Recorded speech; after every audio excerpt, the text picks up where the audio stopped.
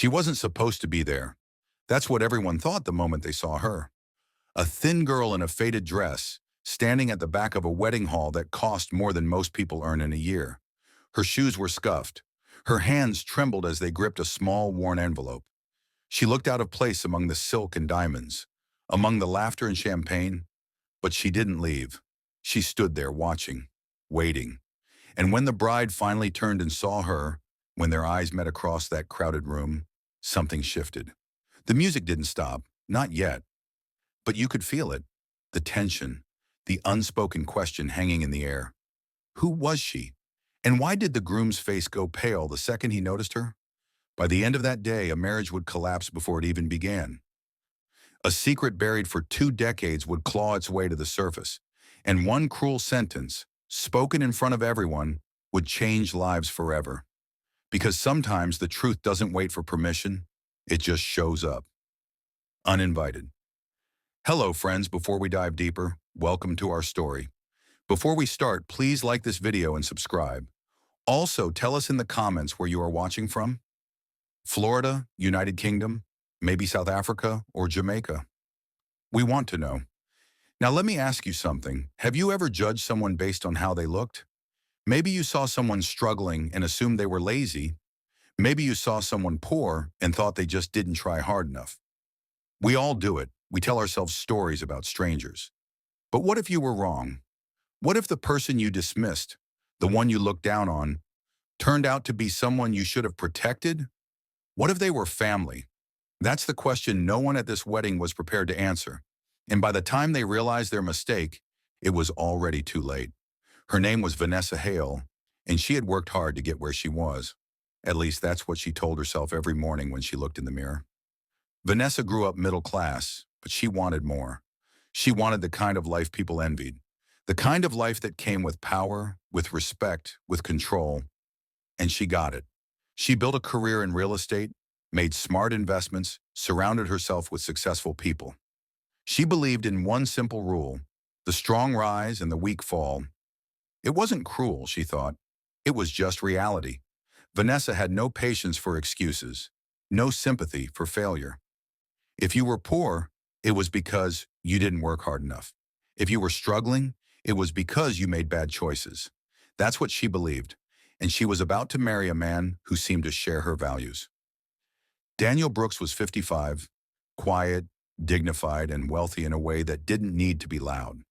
He donated to charities, attended fundraisers, and never bragged about his success. People respected him, trusted him. Vanessa admired that. She didn't ask about his past. She didn't care where he came from, only where he could take her. The wedding was perfect. Crystal chandeliers hung from the ceiling like frozen stars. Gold-rimmed chairs lined the aisle. A live string quartet played softly in the corner. The guest list was exclusive. The flowers were imported. Everything was exactly as Vanessa had planned, except for one thing. The girl at the back of the room. Vanessa noticed her halfway through the processional. At first, she thought it was a mistake. Maybe someone's assistant. Maybe a vendor who wandered in by accident. But the girl didn't move. She just stood there near the back wall, clutching that envelope like it was the only thing keeping her upright. Her dress was old. Not vintage, just old. Faded blue cotton that had been washed too many times. Her shoes were worn at the heels. Her hair was pulled back in a simple ponytail. She didn't belong. Not here. Not among these people. Vanessa leaned toward her maid of honor and whispered, "Who is that?" Her friend glanced back, then shrugged. "No idea. Want me to handle it?" Vanessa shook her head. "Not yet. Let's see what she does." But the girl didn't do anything. She just watched, and that made it worse. Because the way she was looking at Daniel, it wasn't curiosity. It wasn't admiration. It was recognition. It was longing. It was something Vanessa couldn't name, but it made her stomach tighten. The ceremony continued. The officiant spoke about love and commitment. The guests smiled. Daniel stood at the altar, his hands folded, his expression calm. But Vanessa saw it. The moment Daniel's eyes drifted toward the back of the room, the moment he saw her, his face changed, not dramatically, but enough. The color drained from his cheeks. His breath caught. His hands, which had been steady, began to tremble. Vanessa followed his gaze, and that's when the girl took a step forward. The room went quiet. Not silent, but quieter. Conversations paused. Heads turned. The girl moved slowly, like she was walking through water. Like every step took effort. She reached the edge of the aisle and stopped. Her eyes were fixed on Daniel. Vanessa felt something rise in her chest. Anger, embarrassment, fear. She didn't know which. She turned fully, her veil swaying, and spoke loud enough for everyone to hear. "Excuse me." Her voice was sharp, cold. "This is a private event." The girl froze. Her lips parted, but no sound came out. Vanessa continued. "I don't know who you are or what you think you're doing, but you need to leave. Now." A murmur rippled through the guests. The girl's eyes filled with tears. She shook her head slightly, as if trying to explain, but the words wouldn't come. Vanessa laughed. It was a harsh, cutting sound. "Security," she called louder now. "Remove her. She's clearly here looking for handouts." The girl flinched like she'd been slapped. "I'm not," she whispered. "I'm not here for money." Vanessa's smile didn't reach her eyes. "Then what are you here for? To ruin my wedding? To make a scene?" The girl's voice was so quiet, people in the front rows had to lean forward to hear. "I just came to see my brother." The room went still. Vanessa's smile vanished. Daniel dropped the ring. It hit the marble floor with a small metallic sound and rolled toward the aisle. No one moved to pick it up. Vanessa turned to Daniel, her face twisted with confusion and fury. "What is she talking about?" Daniel couldn't answer. He couldn't breathe. Because standing 10 feet away, in a faded dress and worn shoes, was the sister he thought he'd buried 20 years ago. Her name was Lydia. Lydia Brooks. And Daniel hadn't heard that name spoken aloud in 2 decades. Their parents died when Daniel was 9 and Lydia was 6. A car accident on a rainy highway.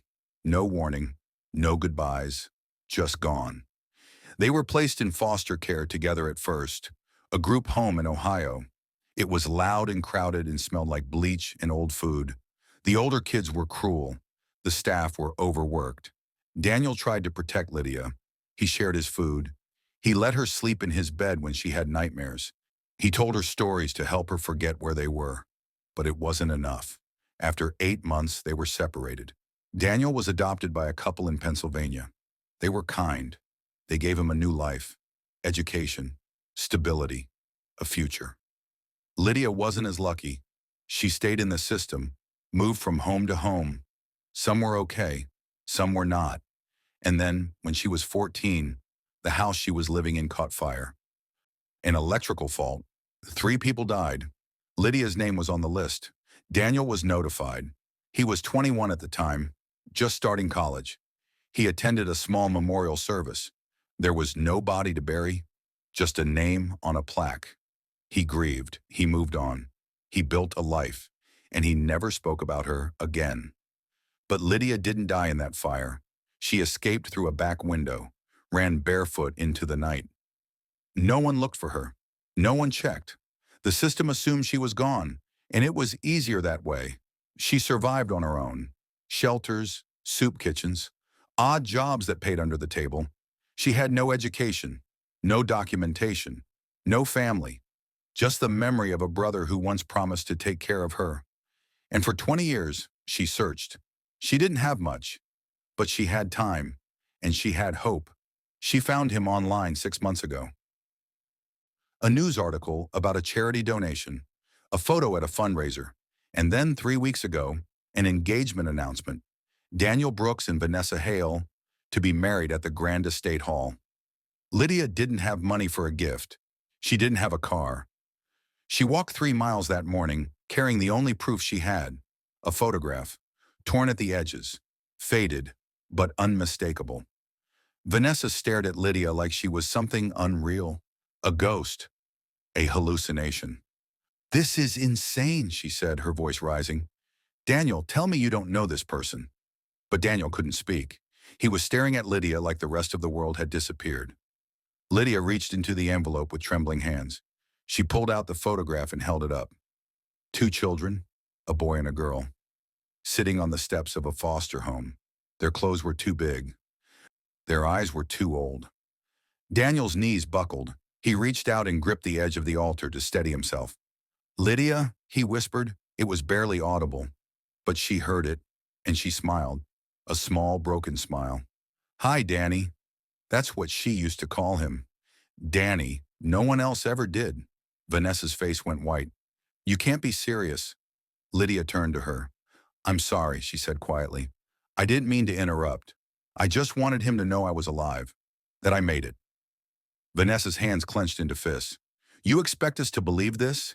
You show up out of nowhere with some sob story, and we're supposed to just—" "Vanessa!" Daniel's voice cut through the air like a blade. He stepped off the altar, walked past her, and stopped in front of Lydia. For a long moment, he just looked at her, taking in every detail. The shape of her face, the color of her eyes, the scar on her hand from when she fell off a bike when she was 5, and then he pulled her into his arms. Lydia collapsed against him, sobbing. Daniel held her like he was trying to make up for 20 lost years in a single moment. The guests sat frozen. Some were crying, some were confused. Vanessa stood alone at the altar, her perfect wedding crumbling around her. And then Daniel let go of Lydia, turned to face Vanessa, and said the words that ended everything. "I can't marry someone who humiliates the broken." Vanessa opened her mouth to argue, but nothing came out, because deep down, she knew he was right. She had looked at Lydia and seen worthlessness. She had assumed, judged, dismissed. And in doing so, she had revealed who she really was. Not strong, not successful, just cruel. Daniel took off his boutonniere and set it on the altar. "I'm sorry," he said quietly, "but I can't do this." He turned back to Lydia. "Come on, let's get you out of here." Lydia nodded, still crying, and they walked down the aisle together. The guests parted like water. No one said a word.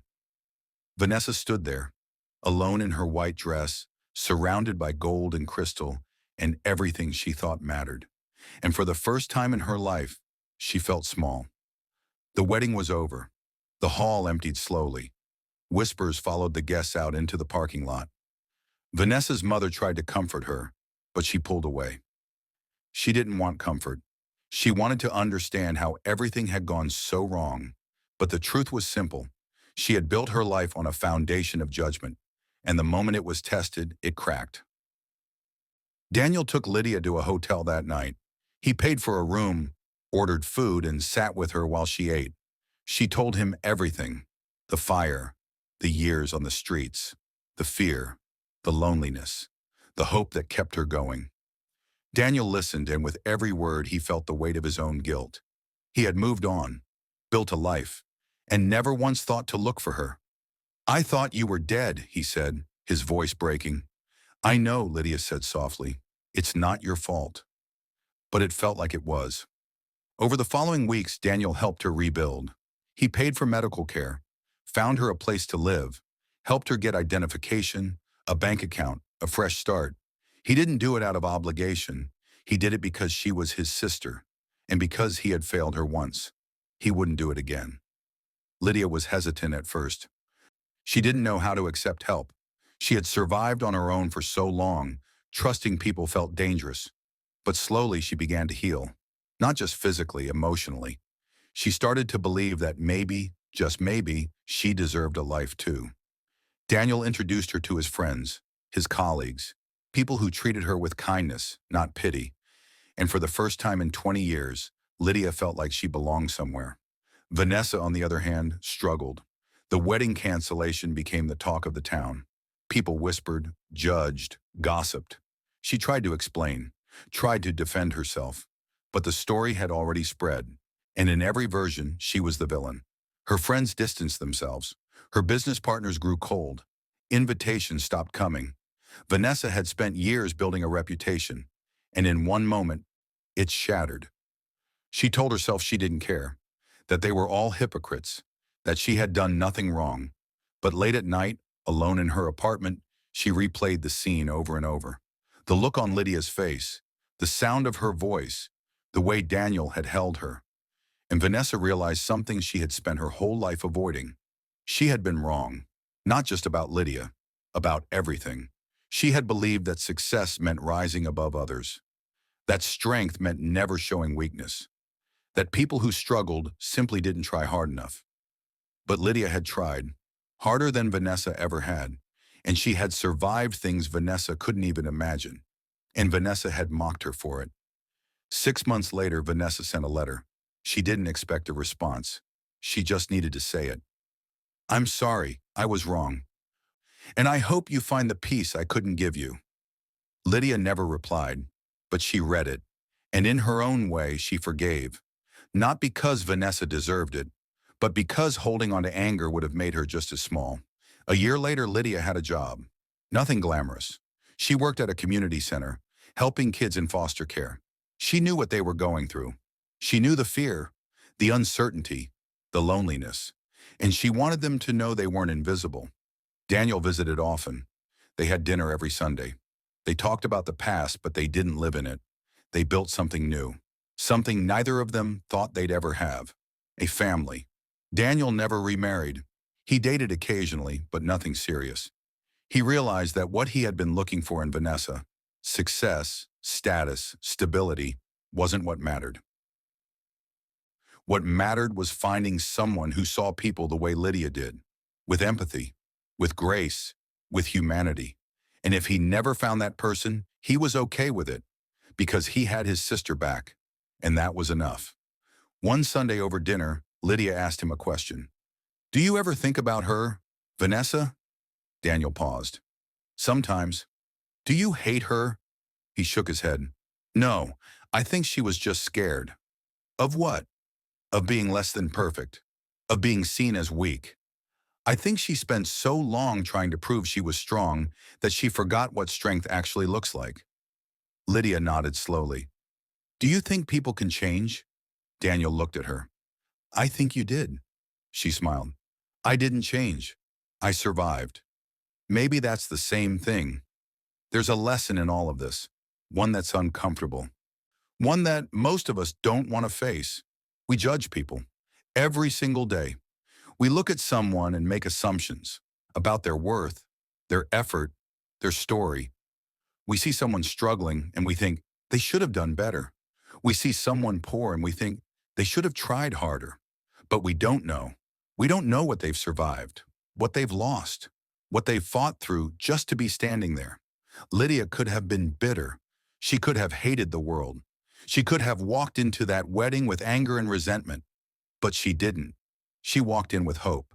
And that hope, that refusal to let cruelty define her, is what saved her. Not Daniel, not money, not a second chance. Her own strength, the kind of strength that doesn't shout, that doesn't demand, that just endures. And that's the kind of strength we should all be looking for. Not in ourselves, but in others. Because the people we dismiss, the ones we overlook, the ones we mock, they might be the strongest ones in the room. We just refuse to see it. So let me ask you this. If you had been at that wedding, what would you have done? Would you have stayed silent while a stranger was humiliated? Would you have spoken up? Would you have walked away? Or would you have been the one laughing, the one agreeing, the one relieved it wasn't you being escorted out? Because it's easy to say we do the right thing. It's easy to judge Vanessa from a distance. But the truth is, most of us have been Vanessa at some point. Maybe not at a wedding, maybe not in front of hundreds of people, but in small moments, in quiet judgments. In the way we look at someone and decide they're not worth our time. And maybe that's the real question. Not what would you have done, but what will you do the next time you're faced with someone who doesn't fit your idea of deserving?